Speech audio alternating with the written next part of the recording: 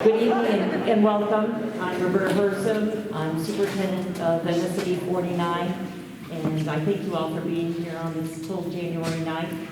It's an exciting night for our school district as we're here because of the work and the foresight of a school board of 2012. Actually, the building committee did a study on the facilities in our school district and set forth plan to explore replacement of older school buildings. As probably our community is well aware, most of them are around 50, 60, 100 years old.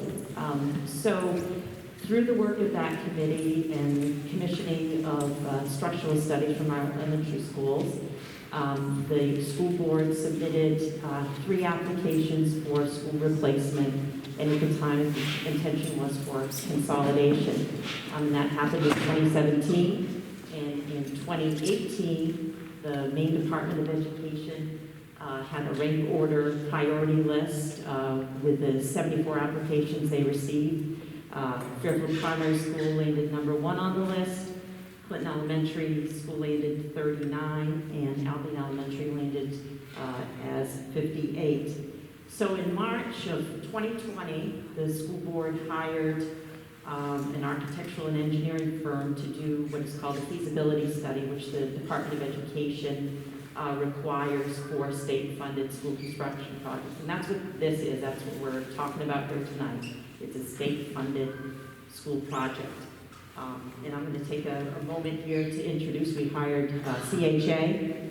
We have our principal architect, Alan Cunningham, here tonight, civil engineer, Andy Johnston, and architect and project manager, Kathy Kogan, who will share with you tonight how we went down this road of exploration at the direction of the school board to explore sites for a consolidated school construction project.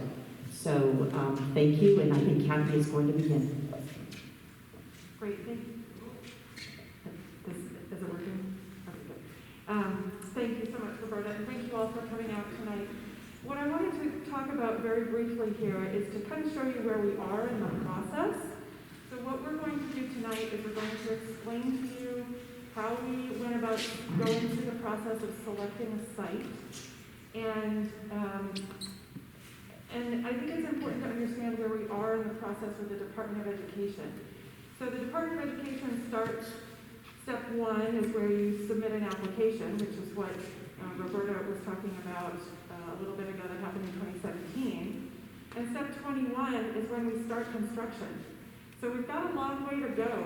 We're here, where the red arrow is, that's the straw poll for the site selection. So there's quite a long process ahead of us. So I wanted to for you to understand kind of where we are in the process. And what steps we're on. There are multiple opportunities for the State Board of Education to weigh in on the project, but more importantly for the public to participate in the process. So we have not designed a building yet. We have not designed a program exactly for the building yet. We understand based on our work with the building committee and the school board that it will be a 3 through 6 school. But at this time we have not. That's as far as we've gotten with the design of the project. But the site selection piece is very important, and that's the first step that we're on here now. I did want to talk a little bit about some of the work that we've already done with public engagement. So we've presented to the school board twice, once in December of 2020 and then again once in October of 2021. In early 2021, we had a number of public forums that were held in all 4 towns. We also included a public online survey, because as you know, early 2021, we weren't getting a lot of people out to meetings. So we did an online survey that was available in February, and that was available through the website, and was also communicated to the students as well. And then in March, the board took action, as Roberta indicated, in March of 2021, to charge the building committee with looking at consolidation options for the school district. And then again in October 2021, the board accepted the building committee's recommendation Benton Elementary School for pre-K through 2, with a consolidated pre-K through 2 school, and then build a new school for 3 through 6. This is important because what we need this information for is to understand exactly what size building we're talking about. So the school district had enrollment projections done a year ago, and they indicated that we'd be looking at about 550 students in a 10-year look ahead, 550 students in a 3 through 6 school. That's important because the Department of Education uses a formula to establish what size site we're going to be looking for. So what they do is they say an elementary school shall have a maximum site of 20 acres. You add to that 1 acre for every 100 students expected to be in the school. So that means that we're looking for a site that's between 20 and 25 and a half acres in accordance with the state formula for a school project. So we started off looking for 20 plus acre sites in the school district. And now what I'm going to do, that's like setting up the stage here, because now I'm going to hand it over to Andy, our civil engineer, who did the bulk of the work evaluating different sites, and sort of walk you through the process of how we identified potential sites for the project and how we evaluated each of them to determine where we are with the site selection that we're doing. Can you hear me?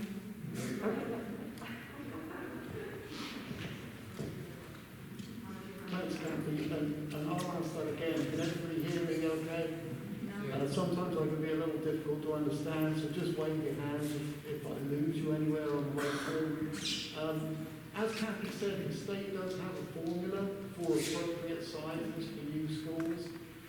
We also use our experience in having done this a few times to truth test that, and it does fall around the right size. So that 20 to 25 acre size is appropriate to put a new school on with all the parking and the access to all those other facilities that come along with a new school. So that's why we use that size. It's not just the state regulations, it's past projects that verify that information for us.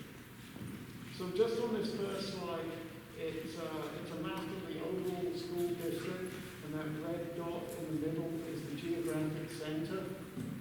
And when we look at consolidating schools, we try to aim somewhere around that geographic center to keep the travel distances down to appropriate levels.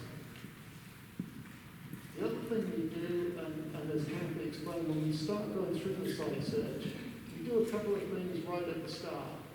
We look at the existing school sites within the district to see if any of those would be appropriate for a larger consolidated school facility.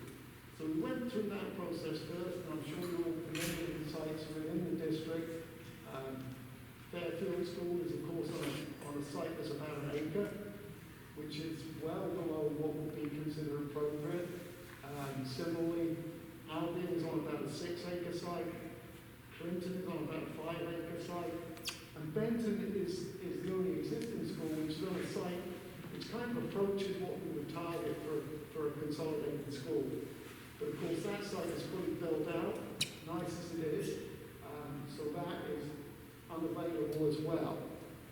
So the next step we take when we're looking for potential sites, having ruled out the existing school sites, we look for any properties that are owned by the school district now that could serve the purpose of a new school.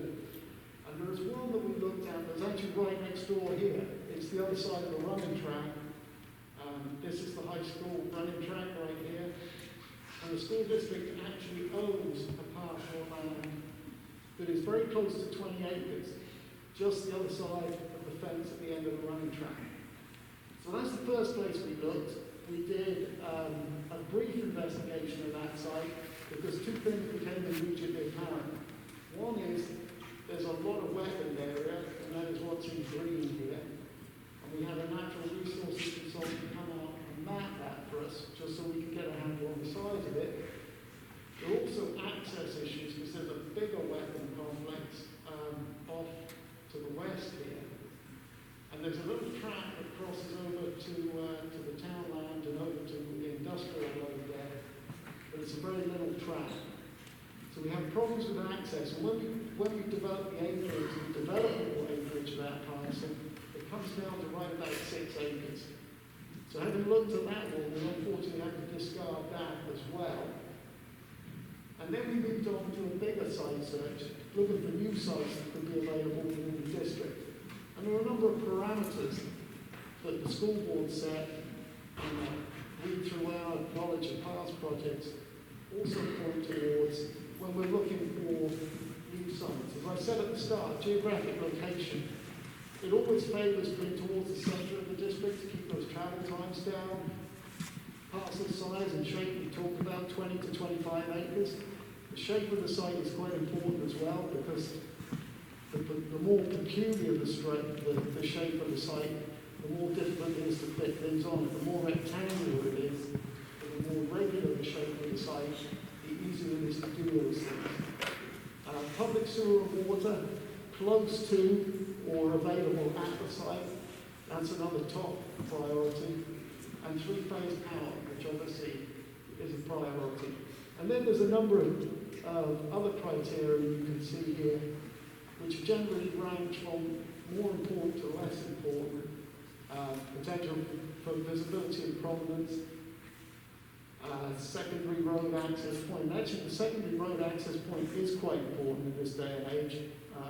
It's an unfortunate reflection of the times that we live in. But most new schools look for two primary sources of access, both to separate traffic from different streams. It's much more efficient to keep the buses away from the cars where you can, but also for security purposes, in that it enables a school site to be evacuated using a secondary access. And we actually are working on some existing schools that are retrofitting with secondary accesses for that very purpose. And a number of other parameters that we look at as we go through, and I'll talk a little more about those as we go through the selection process. So first off, what we do is we take the parcel data and the property data from the towns around the centre of the district, in this case Benton and Fairfield, which are served by public water and public sewer. We run those through a GIS database, and we pick out all the sites that are 20 acres or more. And in the initial scan, we come up with 21 sites around the centres of these districts that have public utilities available to them and relatively readily accessible. And that's just from the desktop study. And then we start looking a little more deeply at these sites. And we go through a selection process. So in the first stage, we look at each site, we go take a little trip around there, and you'll see the ones in yellow here actually fall off on what we call the first cut of site selection. So there are a number here, you won't be able to read the notes on here, but one of the other parameters we look for is sites preferably not being located next to railroads, particularly railroads that can transport hazardous materials. We look for how accessible sites are. We look for if they're close to sewer and water, how close are they? How expensive is it going to be to extend those systems to the site?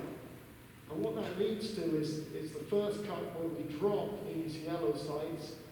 These ones down here are the cost of utility extensions. There's a couple up here that are dropped due to proximity to the railroad. And a couple more that we see just on the first blush, we know they're not available. So we take those off, which narrows us down to 11 sites. And this process kind of gets us down, we look harder and harder at each stage to try and get more information about the sites. So the 11 that we're left with, we then look at a little more closely. And you'll see the ones in Fairfield here, there are 4 sites. and a fifth one in Benton. This is what's called the second cut of site selection. So we go through and look at them again. These four here are actually right next to I-95, which is not considered ideal.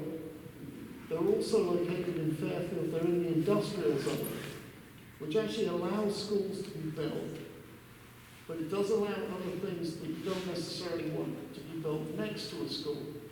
So that works against these sites here and puts them out of favour.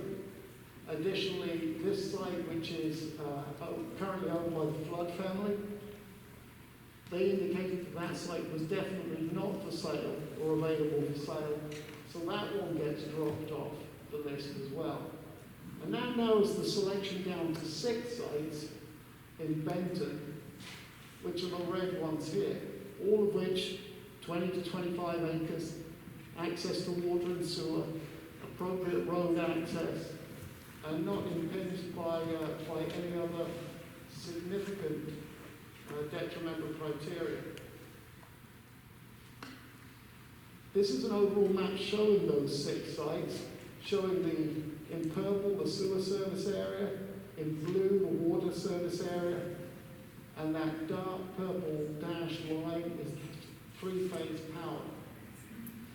So once we got down to these 6 sites, we hand that information over to MSAB 49 and suggest they contact the owners of those sites to see if any of them are available for sale for a potential new school site.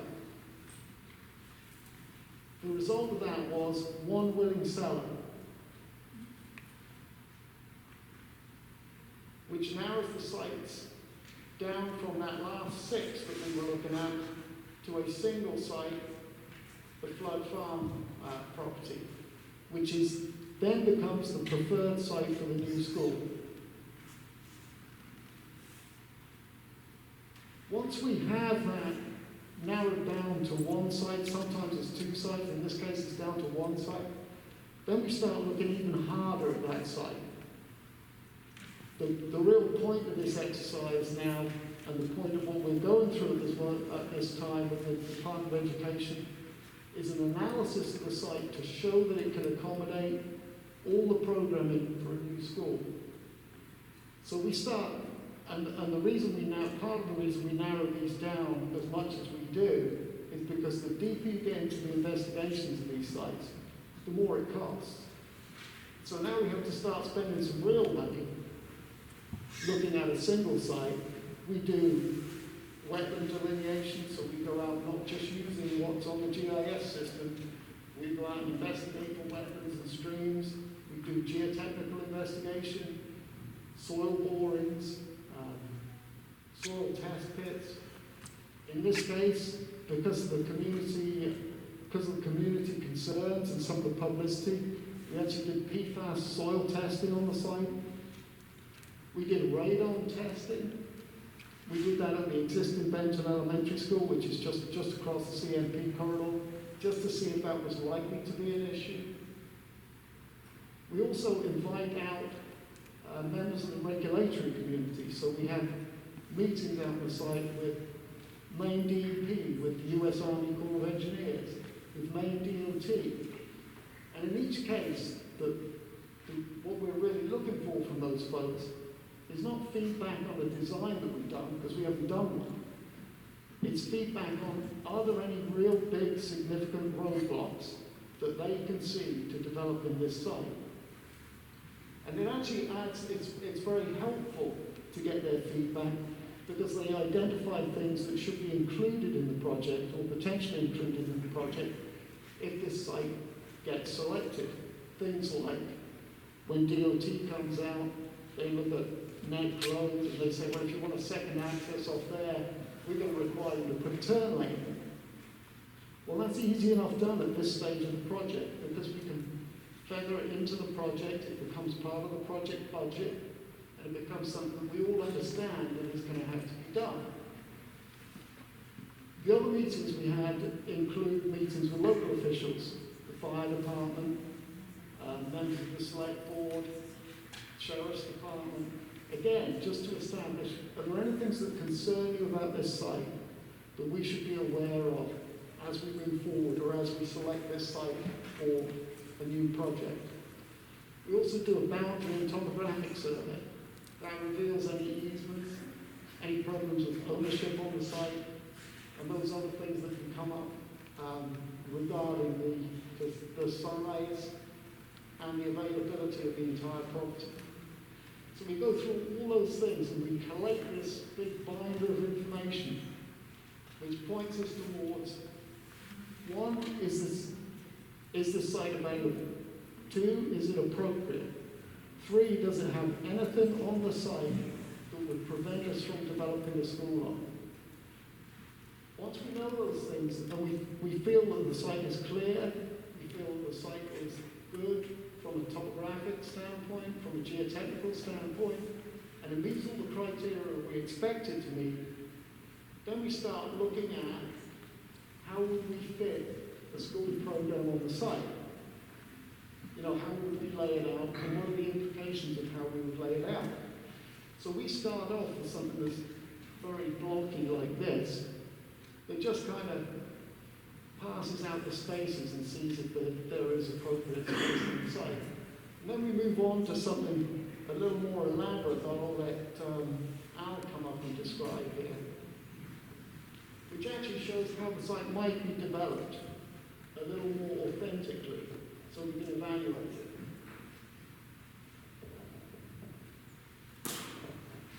So the other thing that we need to do, once we've narrowed it down to a site, is we require to do a test fit to make sure that it fits on the site. And what's really nice about this site is that a majority of the site is developable. And it's open, the soils are good, it slopes to the south a little bit, it's wooded along one edge, and it's right beside Benton. So what we've done here is, and I must point out, we have not designed anything yet. Okay, we're just wanting to make sure that the program and the configuration can fit on the site. And then once we have, we've done all of our homework on here, and then we're going to get into the program, and then we're going to get into the design. But right now, it's really, can it fit on the site? What are the things that we look at, as Andy was pointing out, two means of egress on the site, access points on the site. Can we fit the play fields? Can we get the service drive in? And what we like to do and what we're trying to do is solve multiple problems or opportunities to make the site safer for the students. That means an independent bus drop-off loop and parent drop-off loop that are totally separated. And like I said, two means of egress onto the site. Are we able to expand on the site and add on to the building, okay? That's very important. The existing Benton school is somewhat closed. It's difficult to add on to that school. And we've sort of gone through that exercise a little bit already. So that's basically the diagram that we're looking at. We've got fields on the back. We've got hard surface play, soft surface play, and right now we've just sort of organized this on a classroom wings, administration, arts, in the gymnasium, cafeteria, kitchen, and a service drive that comes off this edge over here. So it looks good to us. It looks like it fits. We have a few wetlands, but I think it really, it's a good fit. I just wanted to add a couple of things, and that is that, one of the parts of the due diligence that we do, Andy talked about the DOT and the DEP. We've also reviewed it with the DOE, which is the Department of Education. And I think that the important thing to talk about there is that they've looked at this layout that we've done, the sort of test fit that we've done. They've looked at the work that we've done to date to demonstrate that the development costs won't be, that the geotechnical indicates the development costs won't be exorbitant due to ledge. We've got good drainage on the site. We've got soil testing results coming out. All those things. And they have indicated that there's nothing about this site that they would not fund. So this site fits into their category of their guidelines being a fully funded site by the state. The other thing that's really important to point out is that it's what the state calls a magnet site because it's adjacent to an existing school, and there are benefits to that. And one of those benefits in the scope of this project is that the state has indicated that they would be willing to fund, as part of the project, a reconfiguration of the site circulation at Benton. So that would include expanding the bus drop-off area a little bit, and also expanding the parent drop-off area. If you've been to Benton, you know that the parent drop-off loop is teeny tiny. So the idea being that as part of the development of the site for a new school, the state would also fund reconfiguring some of the site access at the Benton school and improving those conditions a little bit, which is great. The other thing to point out here really quickly, because I don't want to gloss over it, is that the site parcel that the project was purchased includes this area over here, that's the flood parcel, and a little tiny lake down here that they own as well. Running right through the middle between the two schools, between the existing Benton school and a proposed new school, is the CMP corridor. So what we are working with CMP right now to get an easement that would allow us to cross between the two parcels and have the bus loop connect between the Benton school and the existing Benton school and a new elementary school. And that would allow for a much more efficient use of, or efficient site circulation for both schools. And it would allow us to have that two means of egress or two access points to the new school site. So that is in the works with CMP. They've seen all of our proposals. They've come back to us with some guidelines about how far away we need to be from their guidelines. And they're working on processing that on their end. So I think that I wanted to just point those things out. I didn't take off, but I wanted to point those things off, right. And the other thing is that when Andy met on site with Roberta and the DOT, so the Department of Transportation, in addition to, sort of expecting that we would provide two means of access points to that site and talking about things like, reduced speed limit signs out on Neck Road here. Right now, we would be adding reduced speed limit signs for this entrance here, right out on Neck Road. They also requested a turning lane for Neck Road, which would make sense. Right? It's good for site circulation for the traffic that's going in and out of the new school site, but also it's a traffic calming measure, so it'll help kind of slow things down at that end as well. They also suggested and requested that we look into adding a sidewalk to connect these two school parcels down to the bridge, because right now that sidewalk there isn't a sidewalk that goes all the way to the existing Benton school, which is not ideal, right, if you've got walkers coming to that school. So as part of the project, the state would also fund connecting the sidewalks from these school locations to the bridge so that there is a continuous sidewalk through this neighborhood. We don't know exactly where that's going to go yet. We're looking at our options and making sure that we work with the town on that as well. But I think it's important to understand that that would be something that the project would fund. The Department of Education would fund that sidewalk. Did I miss anything? Okay. So what I'd like to do now is open it up to you guys to see if you have any questions. And if you wouldn't mind coming to the mic, because we are recording it, so it'd be great if we could hear your questions at the mic and make sure they get recorded on the tape.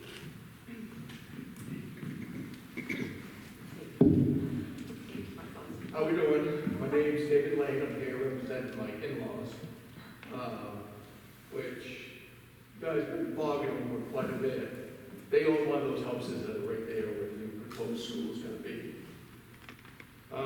One of the big questions is, when are you going to reach out to those homeowners?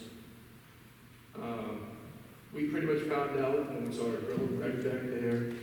We saw all kind of posts going up, people walking across the lawn. When are we going to contact them? Yeah, I think, that's part of the process as we move forward, absolutely. Yep.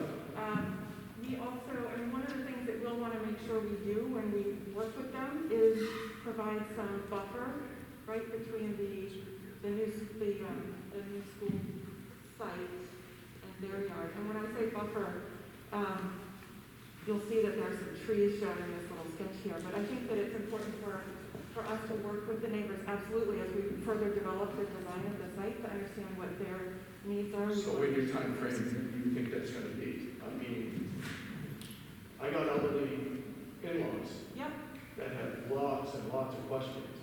They grew up there, they were one of the first houses on that road.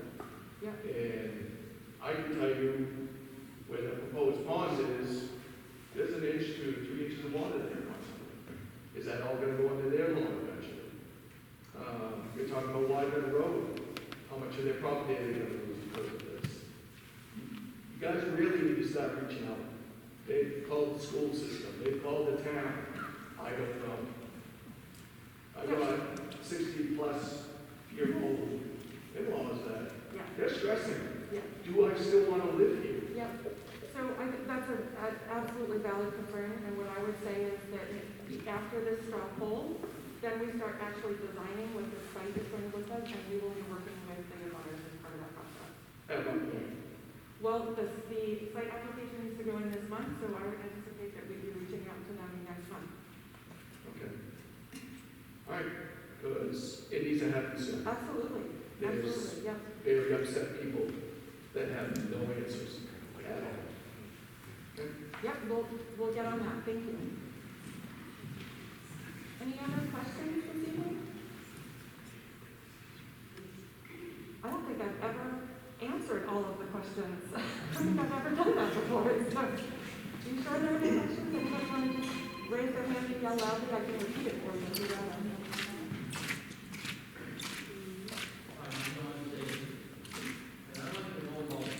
More about your access road than the one you're talking about now. Where would that road go? The sidewalks, I should say.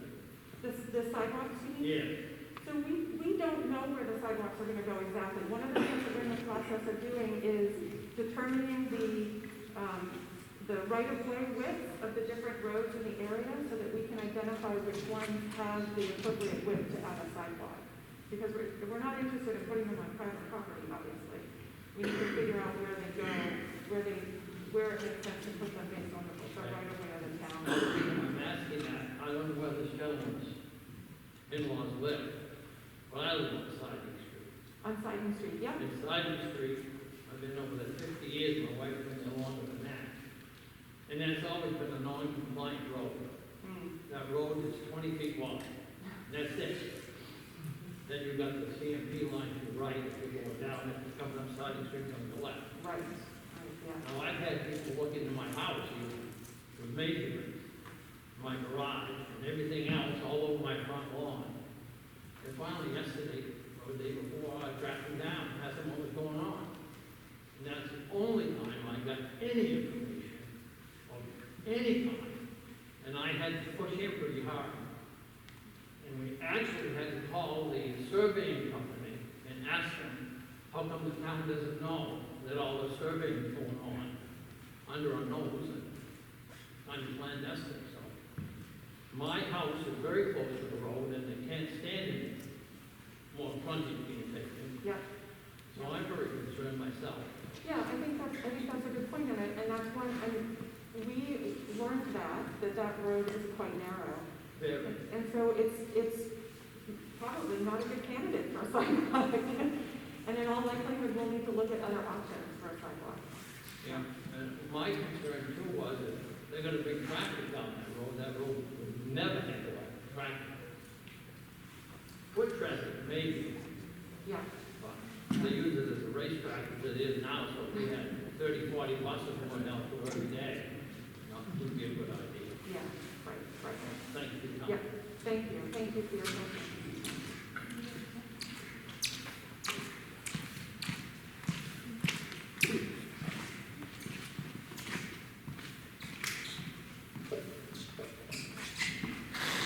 Hi, I'm Anne 53. I'm a resident of Benton. I was just wondering, so like the new school,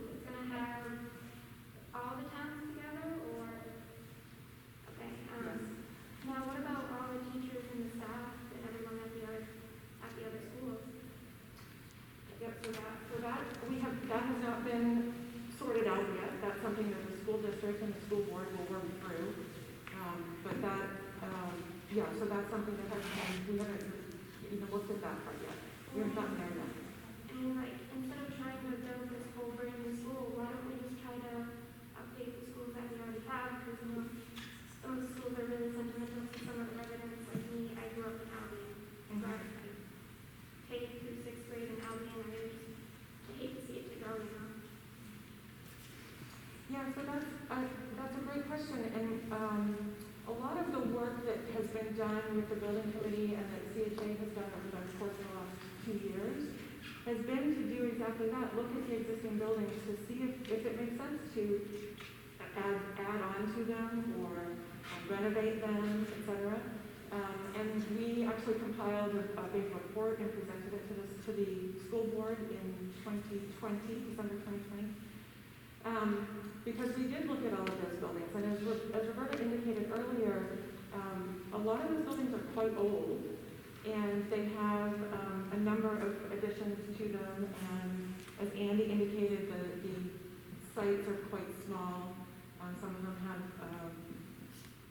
various things about them that don't make them ideal to continue to add on to continue to renovate because of the age of the building. So there was a report that was done on that. It was presented to the school board. The school board made the recommendation to consolidate the schools rather than try to add on to or renovate those existing buildings because of the costs associated with that. What do they think about the kids though, like the bus rides? Like for my son, I mean, no, he's not diagnosed with ADHD, but he has a very hard time in the system. The bus ride for him is already a struggle. He's been bullied by a fourth grader. What about those kids that have to come all the way from Albion to go to Benton now? So the run can be awful. Yes, we recognize that is a change.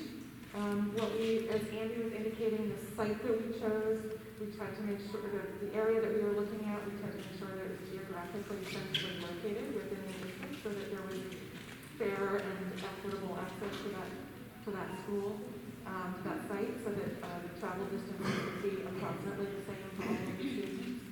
So once the decision was made by the school board to look at consolidation, that led us to specific locations in the district so that we could address things like fair travel distances for the students. Thank you.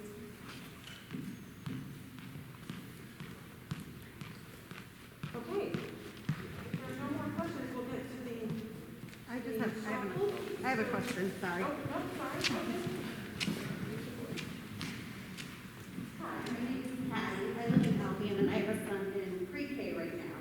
And we moved to Albion 6 years ago now. And my biggest thing for moving to Albion was there was a small school. I work right across the street. That's one of the biggest reasons why we moved to Albion. So is this new school already set in stone? So the school board has made the decision to move forward with a consolidated pre-K2 school at Benton and a consolidated new 3 through 6 school. And that is the direction that the school board is taking for this project. That is also the presentation that has been moved forward with the Department of Education. I think it's important to understand that the Department of Education is funding a school for this district. They are not funding multiple schools, and they're not funding multiple renovations. They're funding one school. So when the school board looked at that opportunity and the recommendations that we made about the existing schools, they decided to move forward with one school that the state would fund that is consolidated for all of the 3 through 6 students. So the state is funding this new school? Yes. So we have a grant from the state to build this new school? The state, it'll be a bond, but yes, the state will bond, those will pay. Okay. So are our taxes going to go up? So we have not run, we don't have a cost yet for the building, so we have not run through the process of understanding what the tax impact will be to the different towns, and different residents. So that's something that we'll do as part of the preparation for the referendum for the project. The referendum will happen later this year, and when we go to referendum, we'll have all of that information about the tax impact. We don't know the answer to that question yet. Because, so Fairfield Elementary is a very old school, I think was listed on the very bottom. So what about moving Fairfield Elementary to Benton, because that's already a big school, because they said with the new school, and then you guys said that you're also gonna make some make some changes to Benton, the drop-off. So that grant money is gonna help out Benton's school, so why not try to use some of that grant money to fix up Albion and Clinton? Because the state is funding a single project to replace the Fairfield school. What they have said to the school district is that they would be willing to fund a single project that serves all of the students in the community and provides a consolidated free-teaching school. So they are willing to build a school, so rather than just building a school for the Fairfield students, which is only about 100 students, so rather than building a replacement Fairfield building that would just be pre-K through 1, they are willing to build and fund a building that serves the entire community with 3 through 6. So how many classes of kindergarten, first grade, second grade, and third grade will be in this new school? So the pre-kindergarten through second grade will be at Benton. And in the new school, it'll be grades 3 through 6. How many classrooms for the third grade class? I don't know the answer to that right now, because we haven't done the program yet. You're getting a little bit ahead of us. We haven't gotten Well, there because yet. I'm just saying, like, because these smaller schools, as a community, I think we like having our kids in a smaller school, a smaller community. They know each other. What's wrong with having your kids in something that's been here around for a while and not having to have bigger and newer and a huge school that's going to be harder to get around, or just different things, and being in larger classrooms where some kids could get lost. So I just want to know that there's going to be multiple classes, so we have still smaller class sizes. There will be multiple classes, yes. Yep. And we haven't gotten to that point yet because we haven't, we need to get through this step where we identify what the site is. And then that process that I showed you, that big long chart with 21 steps, one of the next steps that we're going to do is start talking about the program, the space allocation in that building, which will tell us how many classes for each grade there are, and how many special ed classrooms there are, and how many resource rooms there are, and what the music rooms need to look like, and all that sort of thing. Because obviously I don't know all the logistics, but I haven't gotten much information at all about any of this that's going on. It's been a lot of hearsay. So I think we need to do a better job of getting information out to the community members and parents of the children in the school so we can understand it better and what's going on. That's great feedback. Thank you. Thank you. Thank you very much. Okay. Oh, Sorry. no, that's okay. Come on up.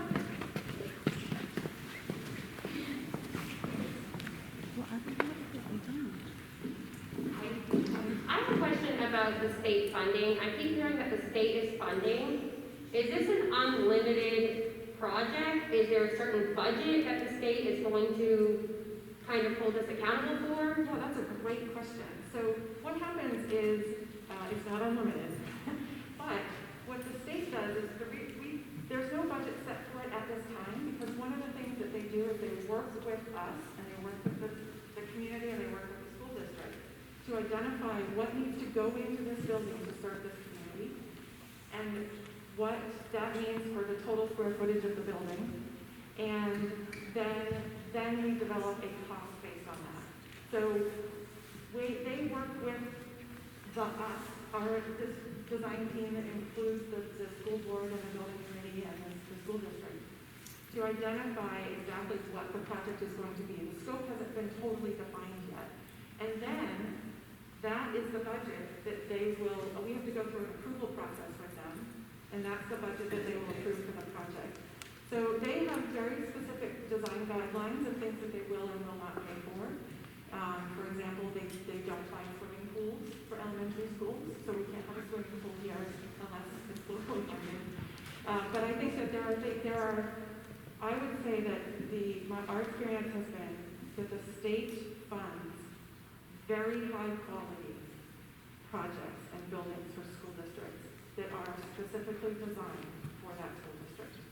At any point will there be things that are being built or done that the state later says they will not cover, and therefore taxpayers will have to pay the difference? So that will not happen unless it's after the referendum. So when we go to referendum, it will be clearly identified exactly what the state is paying for. If there are any items that the school board or the building committee has just decided should be an additional cost that the state would not fund, that's a separate question on the referendum. So you can pass the referendum for the state-funded project and defeat the referendum for the locally funded pieces, if that happens. At this time, we are, based on our conversations with the building committee and the school board, we are currently thinking that this project will be fully funded by the state. We are not anticipating having any piece of this project be something that would be locally funded by the district. Is that a guarantee, or is it still?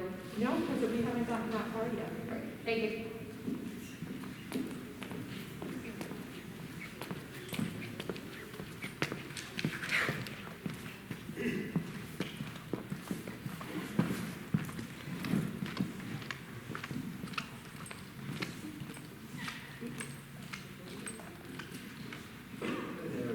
Fairfield, thanks a lot for coming out again. I remember the meeting you guys did before the pandemic-ish, Yeah. and that was helpful.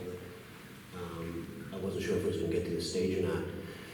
And everything seems very logical. I mean, it seems like it's inarguable to not take a paid-for industrial development of a school from the state. The location, and I understand the process, the selection process is a process of elimination. When I heard it was right next to Benton Elementary, it kind of lost a little bit of punch. But that is also acceptable. What I wonder is, once you've met the minimum requirements, is there some part of the process where the school then takes on some local character? I mean, so if you were someone who was moving up from Southern Maine, for instance, you might drive around and look at schools where your kids are going to go. And I think that there's really one opportunity, and that would be in the design phase, to come up with a school that's different than all the other schools, or that speaks for the community or the area. So that's one question that I have. Yeah, I mean, I think that's a great question. And I think that one of the things that we have already started doing is meeting with community members, meeting with the staff. We've actually sent surveys out to the students to kind of get their feedback, because when we say we haven't designed the building, we don't have an idea of what it looks like in our head. Our design comes from the feedback that we get from you. So one comment that we received, for example, is that the community would very much like the building to reflect the agricultural heritage of the district, of the area. And so we want to think about that and how that imparts itself into the design. And so yes, I think the answer to the question is yes, we do want to make sure that the building is unique to this district. So you just exactly segued into my next question, which I didn't realize the two were linked, but now I do. And that is, I'm not sure if this is a question or a suggestion, and that's just the location and the existence of the high tension lines, the power lines. Now, if this is going to be a bonded project of, I'm guessing, $46 million, now again might also be in a pre-development stage. It might be the time if someone was going to talk to CMP about it. I'm sure CMP is not something that they step right up to the table and whatnot, but the feasibility is there to put those lines underground for a specified distance. And now the visual impact is obviously much improved, but also just from a site usage. I mean, I understand there's implications of easements and whatnot, but that can be figured out. Still, anything that's on the ground is more logical seeming for the rest of the outlay of the grounds than looming under the power lines, which really doesn't suggest Fairfield or any agricultural. So I don't know if there's a workaround for that, but I think the reason that I'm stepping up is that I think the people of the area, including here, are all too willing to make those kinds of accommodations, which I don't think should be made. I think if you're going to put $40 or $50 million into a school, and you're going to reroute traffic, and you're going to develop sidewalks, I think you need to look at the power lines, and CMP needs to do their part. And that's why I'm here. I'm glad to hear you say that. It's actually not the first time that's come up. And Andy, you can probably speak to that more than I could, but it's certainly something we can put to CMP, right? We can tell them that Right. the community, the express versus in the community Yeah. to consider. So I think that it's something that we can talk about. I agree with you. They're not necessarily willing to just step right up and say, For sure. do it, right? You can point to Connecticut, there's lots of places where there's the majority of the lines are underground. It's not some scary or dangerous thing, and that looks like it's land. I don't know that area too well, but that looks like it's relatively high and dry. I don't really know, but it's possible. Anyway, so that's, okay. Thank you for all the work. Thank you for all the work you guys are doing. Thank you for coming. Yep, thanks. If you have anything else. I forgot one thing, sorry. What is the timeline? Oh, that's a great question. So, right now, we are targeting putting this whole project out to referendum in November of this year. It then takes us just about a year to actually draw up the project and create the contract documents and get everything ready out to bid. So that would be 2023, it would go out to bid, and then we anticipate about a 2-year build process. So we'd be looking at, best case scenario, we'd be looking at September 2025 occupancy. And that would be a tradition, that would be sort of a typical schedule that we see with these Department of Education projects. So really it affects the parents that haven't even had kids yet, because our kid's in pre-K and he's gonna go there when he's, Another one. well, I know, but, so really, our kid's gonna be about halfway through Albion and then have to go to Benton. Yeah, So, that's right, yeah. Okay, are there any other questions that we want to get tonight? So the next step is why we're here tonight. So there's the straw poll that we're going to do tonight, which is just a show of hands. And I apologize, I have to ask you to hold your hands up for a little bit so we can count you all. It's a non-binding straw poll that the Department of Education requires us to do as part of the process. So what we need to do tonight is to ask you, do you support the selection of the flood parcel as described this evening for the new school project? And if you say yes, please raise your hand now, and Alan and I are going to go around and count. yeah, we're pretty much. So this is only the selection of the site.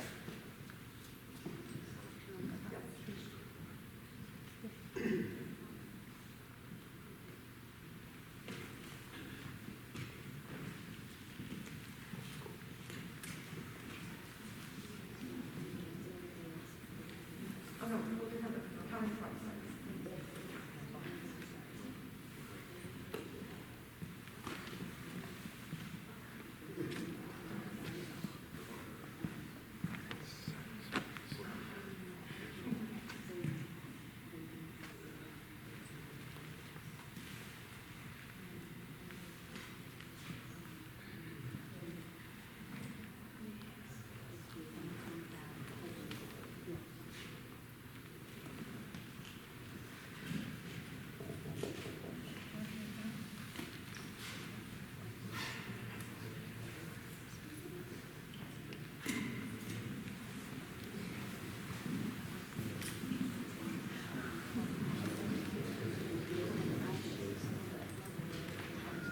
Okay, now, if you answer this question, no, you do not support the selection of the flood parcel as described this evening for the site of the school, please raise your hand.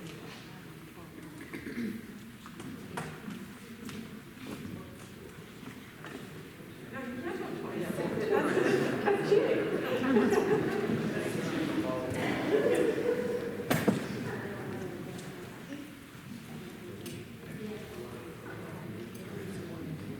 Okay, so nose, raise your hand by nose, please. I need to count you again.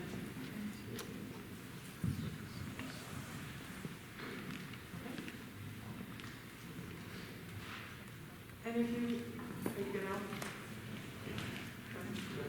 Okay. And if you abstain, if you are an eligible voting register, abstain. 1, 2.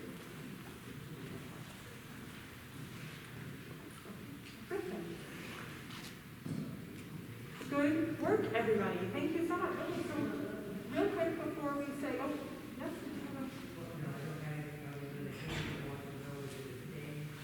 Abstaining, yes, if you abstain, yes. Okay, so before I release you into the cold, I just wanted to remind you one more time about where we are in the process. We're very early, and there is plenty more opportunity for you as the public, as the taxpayers and the parents of these kids and the teachers in the school district to participate in this process. And we would love to have you participate in this process.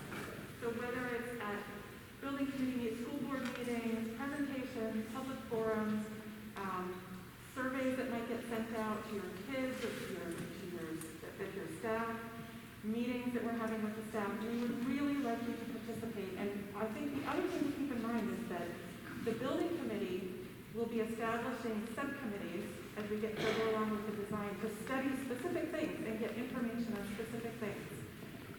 And they might be things like sustainability measures in the building. They might be things like playground subcommittees. So what we would like you to do is consider joining a subcommittee or putting your name in the hat for a subcommittee so that you can participate in the design process of this project. So thank you all very much. Did you have anything else? Thank you all for being here tonight. Oh, one question in the back there. Yes. Sorry, at what stage roughly will more details kind of be given about class ratios, teachers, stuff that's gonna go actually in the building that we're kind of wondering about? When will that sort of come out to all of us? Yep, look for that information in the spring. We're going to start working on that now with the school district and the Department of Education, and we'll start seeing that in the spring. Yes.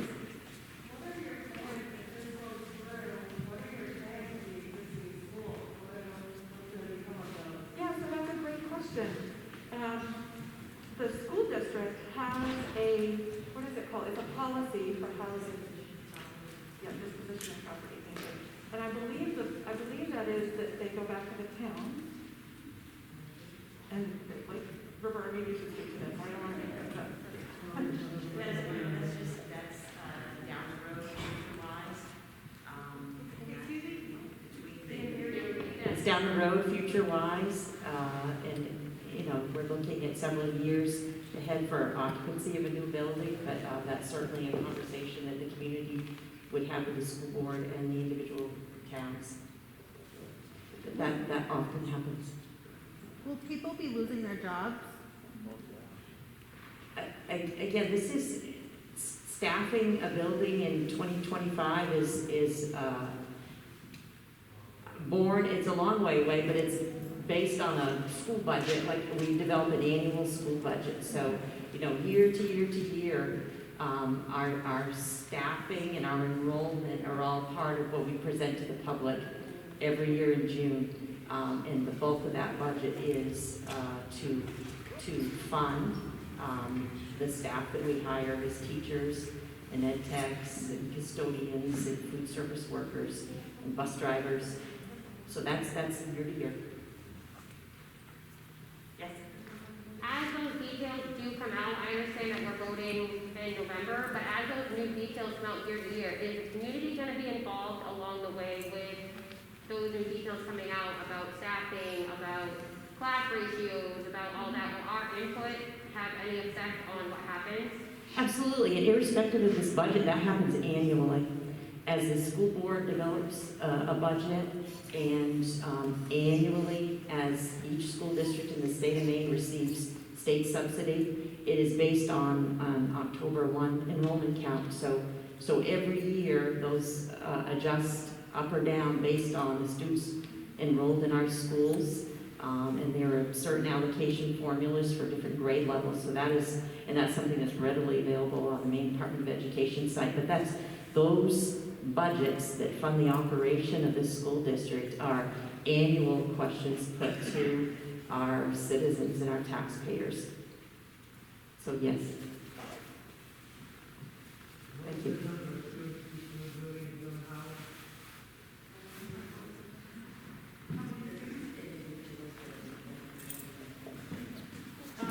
It's 550 students in the new school and, oh, I'm blanking on how many students in the, oh, I believe it's 506 students in the K through 2 school, pre-K through 2 school.